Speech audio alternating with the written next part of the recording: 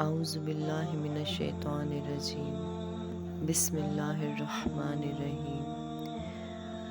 نجد والوں میں سے ایک شخص نبی کریم صلی اللہ علیہ وسلم کے پاس آیا۔ سر پریشان یعنی بال بکھرے ہوئے تھے۔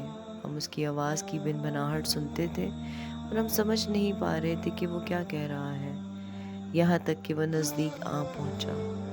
جب معلوم ہوا کہ وہ اسلام کے بارے میں پوچھ رہا ہے، نبی کریم صلی اللہ علیہ وسلم نے فرمایا کہ اسلام دن رات میں 5 نمازیں پڑھنا ہے۔ اس نے کہا، بس اس کے سوا تو اور کوئی نماز مجھ پر نہیں؟ آپ صلی اللہ علیہ وسلم نے فرمایا، نہیں، مگر تو نفل پڑھے تو اور بات ہے۔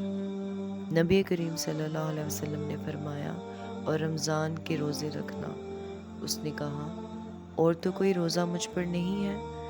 آپ صلی اللہ علیہ وسلم نے فرمایا، نہیں، مگر تو نفل روزے رکھے تو اور بات ہے۔ طلحہ نے کہا، اور نبی کریم صلی اللہ علیہ وسلم نے اس سے زکوٰۃ کا بیان کیا۔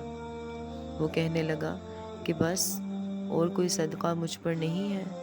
آپ صلی اللہ علیہ وسلم نے فرمایا، نہیں، مگر یہ کہ تو نفل صدقہ دے تو اور بات ہے۔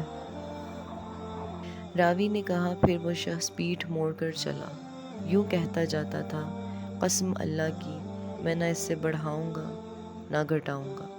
نبی کریم صلی اللہ علیہ وسلم نے فرمایا، اگر یہ سچا ہے تو اپنی مراد کو پہنچ گیا۔